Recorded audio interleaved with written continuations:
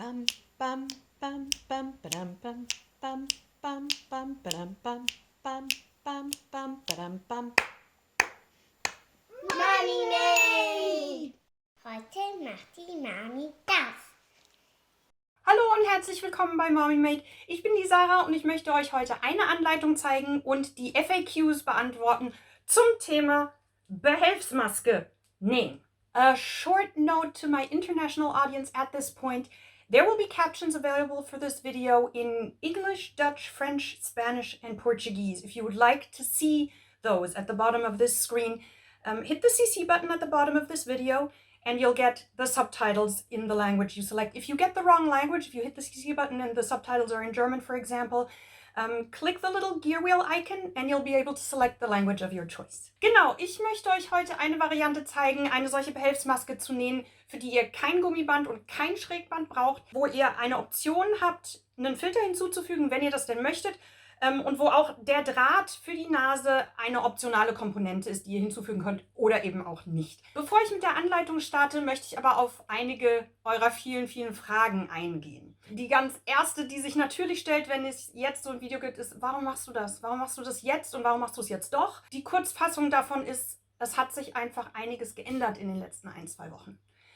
Das eine ist, und das wissen viele von euch, dass da draußen die einmal medizinischen Mundschutzmasken knapp geworden sind und dass es infolgedessen einen Bedarf an genähten Masken gibt. Glücklicherweise, so viel ich weiß, noch nicht in den Krankenhäusern in diesem Land, zumindest in meiner Stadt, ist das noch nicht der Fall, dass die welche brauchen. Da habe ich nachgefragt. Aber eben in anderen Berufsgruppen, bei Hebammen, Pflegediensten, in Pflegeheimen und sonstigen karitativen Einrichtungen auch, werden Aufrufe gestartet, dass Menschen doch bitte ehrenamtlich Masken nähen und diese spenden mögen. Und das ist eine großartige Sache, dass sich auch solche Gruppen ganz, ganz schnell geformt haben, dass ganz viele Menschen individuell oder organisiert in Gruppen solche Masken nähen und diese spenden. Im Zuge dessen hat sich aber noch was verändert, nämlich die Tatsache, welches Material so verfügbar ist. Und Gummiband und Schrägband ist einfach sehr, sehr knapp. Und das war für mich tatsächlich der Hauptgrund, dieses Video hier aufzunehmen. Das andere, was sich verändert hat, ist die Wahrnehmung des Tragens solcher Behelfsmasken in der Öffentlichkeit. Und das ist meiner Meinung nach eine Einstellung, die sich auch weiterhin ändern muss, spätestens. Im Moment ist es vielleicht nicht ganz so wichtig, aber spätestens dann, wenn diese ganzen krassen Lockdown-Maßnahmen wieder ein bisschen gelockert werden. Wir wissen mittlerweile alle, dass eine solche Maske mich nicht selber davor schützt, dass ich mich bei irgendjemandem mit irgendetwas anstecke. Was eine solche Maske tut, wenn ich sie trage, ist, andere Menschen vor dem zu schützen, was ich ausatme. Und die Idee hinter Maske auf ist tatsächlich die, dass, wenn wir in der Öffentlichkeit, wenn wir uns da bewegen, wenn wir uns irgendwann wieder begegnen, alle solche Masken tragen, dann schützen wir uns zu einem gewissen Grad alle gegenseitig. Und das kann dazu beitragen, die Geschwindigkeit, mit der sich etwas verbreitet, in unserem Fall jetzt ja Covid-19, ein bisschen zu drosseln. Und das ist was wir weiterhin im Sinne von Flatten the Curve einfach tun müssen, damit die Gesundheitssysteme dieser Welt nicht komplett überlastet werden. Schaut am besten dringend mal unter Maske auf nach. Da gibt es schlaue Menschen wie den Herrn Dr. Eckert von Hirschhausen, der das viel, viel besser erklärt, als ich das jemals könnte. Ich möchte euch dazu aufrufen, das doch bitte zu tun. Jetzt ist es natürlich so, dass es da draußen schon unfassbar viele Anleitungen für das Nähen von Behelfsmasken gibt. Warum also noch eine machen? Und die Antwort darauf ist ganz schlicht und ergreifend, weil es nicht genug geben kann. Wie gesagt, die aktuelle Situation ist die, dass man Gummiband und Schrägband nicht bekommt. Das war für mich der Hauptmotivator, dieses Video hier heute mit der anderen Variante aufzunehmen. Aber letztlich ist es uns allen Nähfluencern, wie wir uns ja jetzt nennen, egal ob Blogger oder YouTuber, egal nach welchen Anleitungen ihr näht. Hauptsache, da draußen werden Masken genäht. Und für den einen funktioniert eine schriftliche Anleitung besser, für den nächsten ein Video. Der eine möchte gerne lieber die Anleitung von der liebsten YouTuberin. Der andere liest lieber im Favorite-Blog. Das ist vollkommen euch überlassen. Wir Nähfluencerinnen stehen da untereinander in keinerlei Konkurrenz zueinander. Ich verlinke euch auch die Anleitungen, die ich kenne. So viel wie in die Infobox passt, packe ich euch in die Infobox.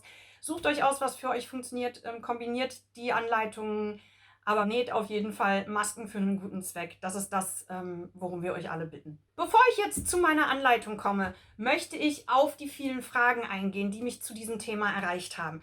Das mache ich jetzt kurz und ich möchte euch, vor allem diejenigen unter euch, die schon ehrenamtlich nähen oder das gerne tun möchten, anhalten, bis zum Ende dieses Videos dran zu bleiben, denn die Jasmin von Schnittenliebe.com hat eine ganz, ganz tolle Aktion vorbereitet, an der ich heute auch teilhaben darf. Und wir haben ein kleines Goodie für euch am Ende dieses Videos. Die erste Frage der FAQs. Wie kann ich helfen, beziehungsweise wo bekomme ich selbstgenähte Masken, wenn ich die selber beruflich brauche? Die Jasmin von Schnittenliebe.com war mit einer der ersten, die versucht hat, Angebot und Nachfrage so ein bisschen zusammenzuführen. Das hat sie ganz, ganz großartig gemacht, nach Postleitzahlen aufgelistet und allem. Und es war ein unheimlicher Aufwand, das könnt ihr euch gar nicht vorstellen, hintenrum das alles zu verknüpfen und zu gucken, dass da niemand doppelt bedient wird und das aufrechtzuerhalten. Das hat sie sehr lange getan. Allerdings hat sie da, ich glaube, vergangene Woche irgendwann einen Deckel drauf gemacht und gesagt, wir kriegen das nicht mehr gewuppt. Das heißt, auf ihrem Blog findet ihr diese Bedarfsliste aktuell nicht mehr. Es gibt andere Seiten im Internet, wo ihr euch informieren könnt. Eine, die ich weiß, ist makerist.de. Dann gibt es noch maskefürdig.de und maskmaker.de. Auf allen diesen Listen könnt ihr euch sowohl als ehrenamtliche Näherin oder Näher, die gerne Masken spenden möchten, registrieren oder eben sagen, wo ihr sitzt und dass ihr helfen wollt, als auch, wenn ihr einen Bedarf habt, euch dort anmelden und sagen, ich bin im Pflegedienst, ich brauche so und so viele für mein Team. Und dann findet ihr da zueinander. Als Näher oder Näherin selbst kann ich auch Facebook ansonsten tatsächlich empfehlen. Es gibt ganz, ganz viele Gruppen auf Facebook, die ehrenamtlich für einen guten Zweck nähen, wo ihr beitreten könnt und euch austauschen könnt. Das ist auch immer eine gute Lösung. Rechtliches.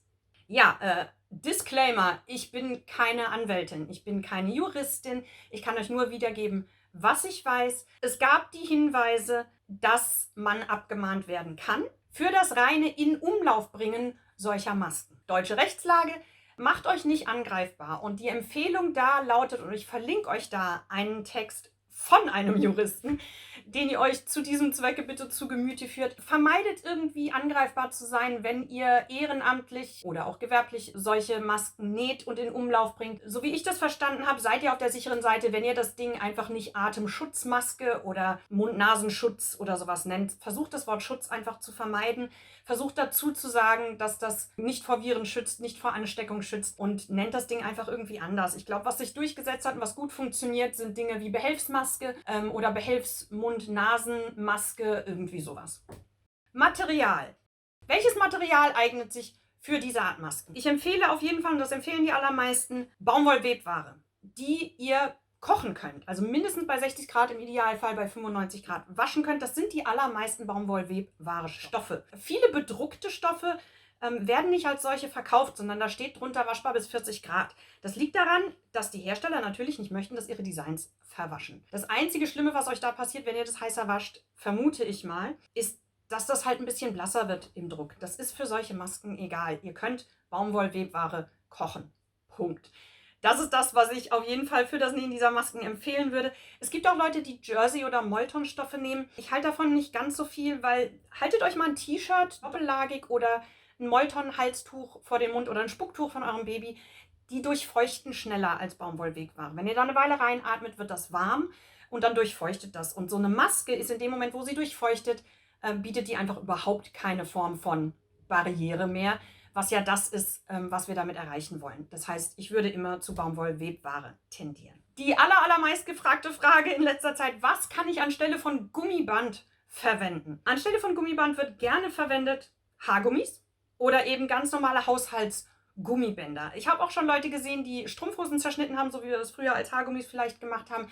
Weiß ich nicht, wie kochfest das ist, aber was auf jeden Fall eine sehr, sehr gute Lösung ist, sind solche Jersey-Nudeln. Die könnt ihr ganz einfach herstellen. Ich zeige euch später in der Anleitung, wie das geht. Was viele Näherinnen nicht wissen, weil das was aus der Häkel- und Strickwelt ist, ist, dass es fertige Jersey-Nudeln gibt und die nennen sich dann Jersey-Garn. Und die gibt es von verschiedenen Herstellern. Das, was ich hier habe, ist von Hooked, da nennt sich das Spaghetti. Und es gibt es aber auch von Schachenmeier, da heißt es einfach Jersey-Garn, soweit ich weiß. Und da habt ihr einfach eine relativ große Menge am Stück. Also gerade wenn ihr im Akkord näht aktuell, ist das eine super Sache. Bezugsquellen dafür, von denen ich weiß, verlinke ich euch auf jeden Fall unter diesem Video in der Infobox. Was kann man als Nasendraht nehmen? Da gibt es alle möglichen Varianten. Herausgestellt hat sich in der Praxis, dass manche Sachen halt einfach rosten und das ist doof. Also wenn ihr gar nichts anderes da habt, dann ist es relativ egal, was ihr reinmacht. Hauptsache, ihr habt mal schnell eine Maske und dann ist eine aufgebogene Büroklammer oder eben dieses Plättchen aus den Schnellheftern natürlich eine total gute Lösung. Ich habe auch schon Leute gesehen, die die Clips an Brot Tüten genommen haben und eingenäht haben. Alle diese Dinge tendieren dazu zu rosten, wenn man sie beim Waschen drin lässt. Guckt dann also, dass ihr die einfach vom Waschen rausnehmt. Ansonsten empfehle ich rostfreies Material, wie solche Basteldrähte. Die gibt es in unterschiedlichen Farben und Formen. Ich habe teilweise auch schon pinken reingelegt, einfach weil er da war. Solltet ihr nur so ganz dünnen Basteldraht haben, nehmt den halt doppelt oder dreifach. Auch das ist eine Lösung. Und es gibt auch beschichteten Draht aus dem Gartenbereich. Das könnt ihr auch gut nehmen. Kannst du eine Anleitung empfehlen? Nein, kann ich nicht. Kann ich tatsächlich nicht, weil es wirklich viele gibt. Ich nähe, wie gesagt, heute eine Variante ohne Gummi und Schrägband, weil wir aktuell die Situation haben, wie sie ist. Diese Variante findet ihr in schriftlicher Form auch auf dem Blog von Jasmin von Schnittenliebe. Ich habe das ein bisschen abgewandelt, ein bisschen angepasst, aber im Grunde ist das die gleiche Art, diese Maske zu nähen. Die schriftliche Anleitung bei Jasmin von schnittenliebe.com gibt es dann, wenn dieses Video online geht, auch in 5 Sprachen, genauso wie dieses Video. Und das könnt ihr euch dort herunterladen. Springt da auf jeden Fall hin. Den Link findet ihr in der Infobox. Ansonsten, wie gesagt, packe ich euch alles in die Infobox, was vom Platz her in die Infobox passt. Es gibt eine tolle Anleitung von Nastja von der DIY-Eule, von Anna von Einfach Nähen, von Nähfrau, von DIY-Mummies, von Rosie Made, von ich weiß gar nicht, ich kann sie alle gar nicht aufzählen, aber wer diesem Kanal länger folgt, hat vielleicht eben auch gesehen, dass ich im Live-So-Along bei Anna von Einfach Nähen war. Ansonsten springt auf jeden Fall mal zu Anna auf den Kanal rüber, da könnt ihr euch das noch angucken. Das war eine sehr schöne Veranstaltung, wo wir alle zusammen genäht haben. Wie gesagt, nehmt einfach, welche Anleitung für euch am besten funktioniert. Uns ist es egal. Hauptsache, ihr näht Masken. Ich kann nicht nähen. Was mache ich denn dann? Verkaufst du Masken? Nein. Nein, ich verkaufe keine Masken. Aber es wird hier auf dem Kanal demnächst eine No-Sew Mask Tutorial Video geben, in dem ich euch eine Möglichkeit zeige, wie ihr zu eurer Maske kommt für den eigenen Bedarf, falls ihr so gar nicht nähen könnt. Das ist allerdings natürlich jetzt nichts, was sich eignet, wenn ihr das in größerem Stil zum Spenden an Einrichtungen machen möchtet. Das waren die FAQs, wie sie hier bei mir aufgeschlagen sind. Und jetzt zeige ich euch, wie ich diese Maske nähe. Als erstes schneide ich mir mein Jersey-Garn oder meine Jersey-Nudel und meine Stoffe zu.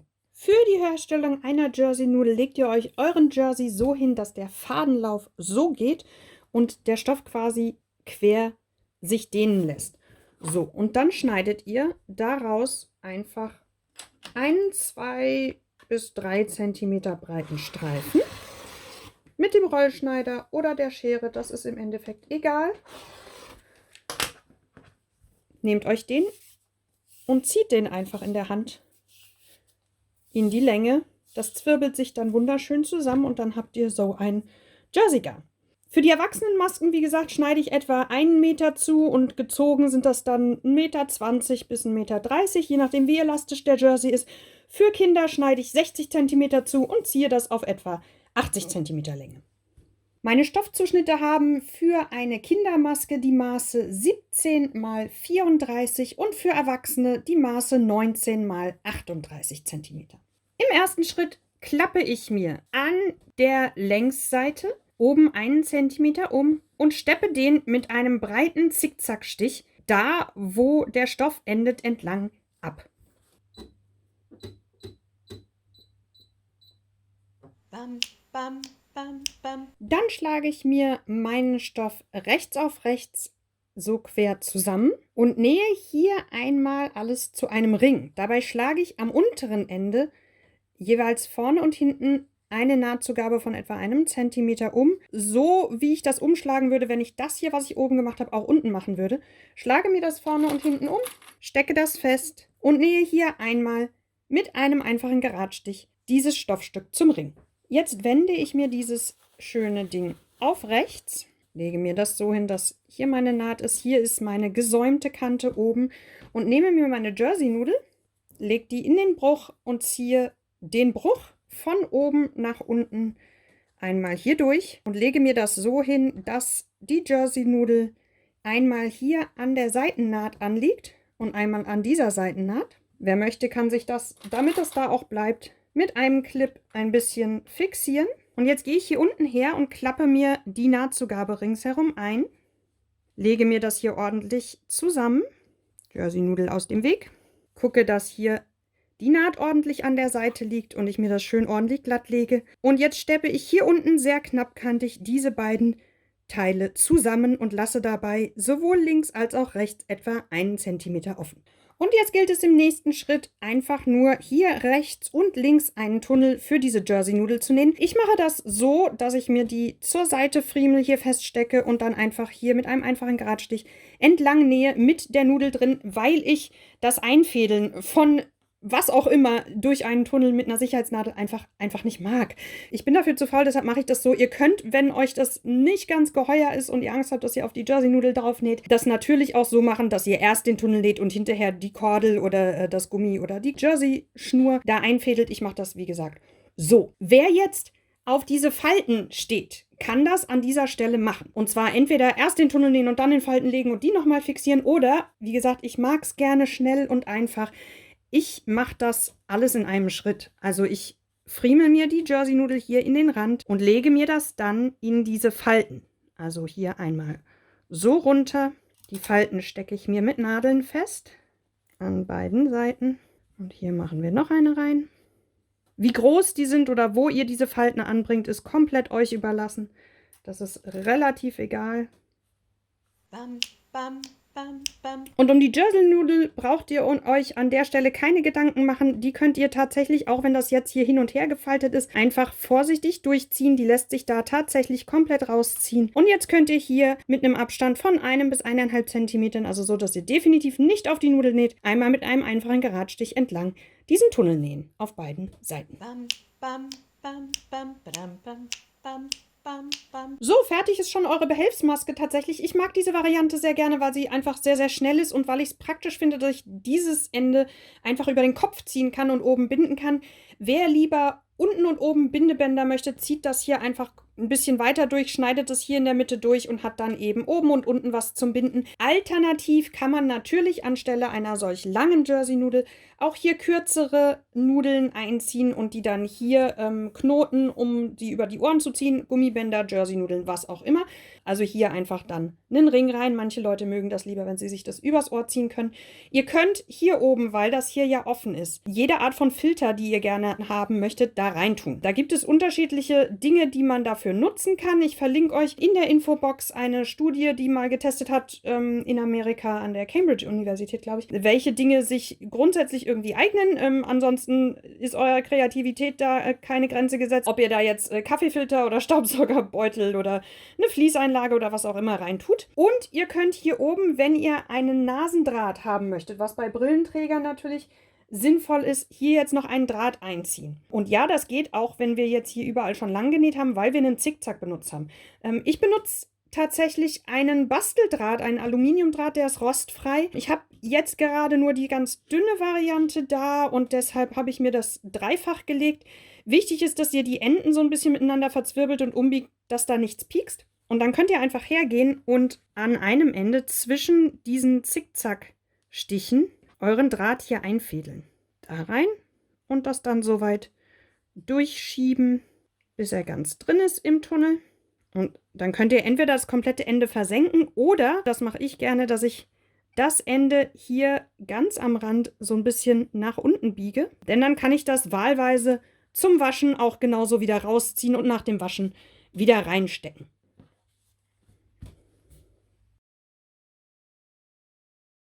So, angelegt wird eure Maske, indem ihr diese Schlaufe über euren Kopf zieht, dann an den 2 Bändeln zieht. Das ist ein bisschen wie bei der Stewardess im Flugzeug. Dann, sofern ihr einen eingefügt habt, den Nasendraht an euer Gesicht anpasst und dann die Bänder hinten am Kopf zusammenbindet. Solltet ihr eine solche Maske für den eigenen Bedarf genäht haben, beachtet bitte, dass die nicht einsatzbereit ist direkt nach dem Nähen. Ihr müsst die bitte vorher einmal auskochen. Ebenso wie nach jedem Mal tragen. Warum vorher? Weil ihr die jetzt die ganze Zeit in der Hand hattet, ihr eure Nähmaschinen dran hattet, den Rollschneider, irgendwelche Clips, keiner weiß, wo die vorher waren. Bitte kocht die einmal vorher aus. Auskochen, wie gesagt, ganz wichtig, auch nach jedem Mal tragen. Und zwar nicht irgendwie, ihr wart heute Morgen damit im Supermarkt und heute Abend woanders.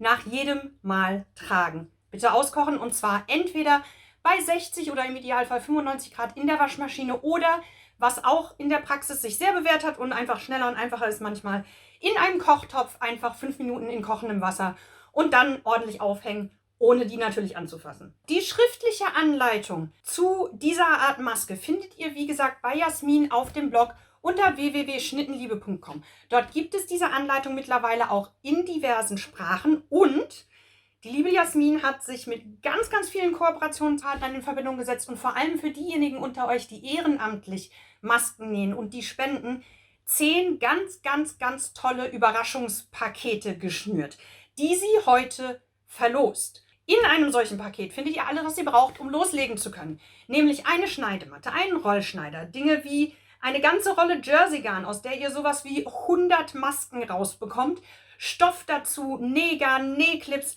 alles, was ihr brauchen könnt. Und sie verlost, wie gesagt, ab heute 3 dieser Überraschungspakete auf ihrer Facebook-Seite, 3 davon auf ihrem Instagram und 2 davon in ihrem Newsletter. So, nach Adam Riese bleiben dann noch 2 Überraschungspakete übrig und die verlose ich heute hier auf YouTube. Was ihr tun müsst, um ein solches Paket zu gewinnen, ist unter diesem Video einen Kommentar zu hinterlassen, in dem ihr mich wissen lasst, für wen ihr diese Masken näht und an wen die Masken, die ihr in diesem Set näht, hinterher gehen sollen. Und dann verlosen die Jasmin und ich, wie gesagt, diese besagten Überraschungspakete.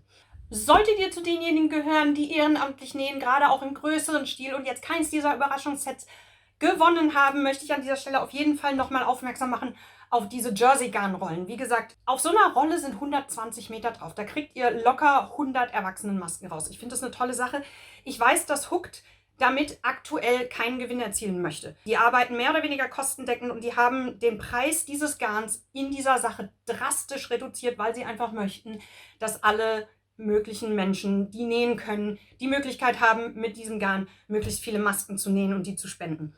Das finde ich eine ganz, ganz tolle, erwähnenswerte Sache. Ich verlinke euch in der Infobox Bezugsquellen, von denen ich weiß. Internationale und eben auch deutsche. In Deutschland weiß ich, dass Uni-Design und auch Nähdaddy das Garn demnächst im Sortiment haben wird, ganz, ganz bald. Ich weiß, dass Uni-Design den Erlös aus dem Verkauf dieser Nähgarne komplett spenden wird. Das finde ich auch ganz, ganz großartig und erwähnenswert. Die Links, wie gesagt, in der Infobox, die sehr, sehr vollgepackt wird mit Infos. Aber ich denke, das ist in diesem Zusammenhang wichtig. Ich freue mich, wenn ihr möglichst viele Masken näht und spendet. Ich freue mich sehr, wenn die Maßnahmen, die Lockdown-Maßnahmen in euren Ländern gelockert werden, wenn dann möglichst viele von euch auch für den eigenen Bedarf nähen und für Freunde und Verwandte und die Masken dann eben auch im Alltag in der Öffentlichkeit tragen. Guckt euch in dem Zusammenhang bitte, bitte nochmal maskeauf.de an. Da findet ihr hilfreiche, weiterführende Infos. Wenn euch meine Anleitung gefallen hat und ihr in Zukunft fröhlichere, sonstige, nicht unbedingt zweckbezogene, sondern einfach spaßige Näh- und DIYs gerne für und mit Kindern sehen möchtet, dann abonniert doch den Mommy Made Kanal und aktiviert das kleine Glöckchen, damit ihr nichts davon verpasst. Ich freue mich sehr, wenn ihr wieder reinschaltet und sage Tschüss, bis zum nächsten Mal. Mommy Made.